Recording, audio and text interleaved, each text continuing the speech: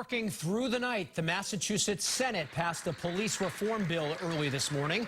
It bans the use of chokeholds and makes some other big changes.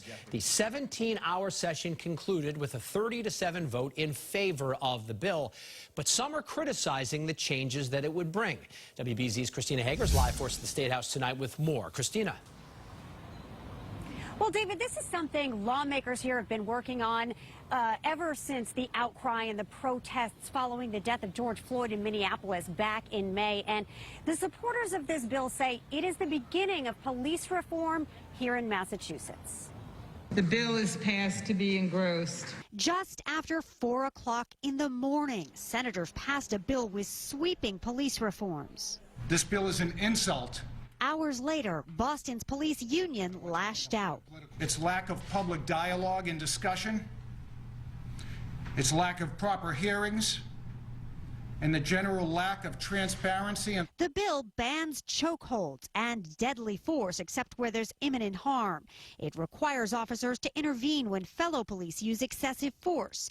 It bans racial profiling and requires racial data for police stops and creates an independent committee to investigate misconduct. That's what's really going to make a difference in the lives of bad officers. It's going to make the lives of good officers better, because it's going to weed out the bad officers. But the biggest criticism is over a change in qualified immunity that, if passed, would chip away at current legal shields protecting police from lawsuits. Taxpayers, it's going to cost you money for the tremendous amount of court cases that are going to have to be litigated. So these scare tactics that the police are bringing out about they'll lose their homes or they'll be personally liable or they can't recruit, those are just red herrings. That's not at all what the law would do.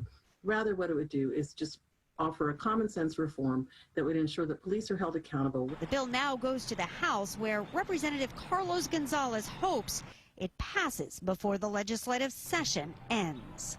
July 31st is right around the corner, and shame on us if we can't get something done because the people have demanded it, and government should obey the will of the people. The clock is ticking. Lawmakers here now only have a couple of weeks to come up with a version both sides can agree on and then get it to the governor and give him time to consider whether he wants to sign it into law. At the State House, Christina Hager, WBZ News.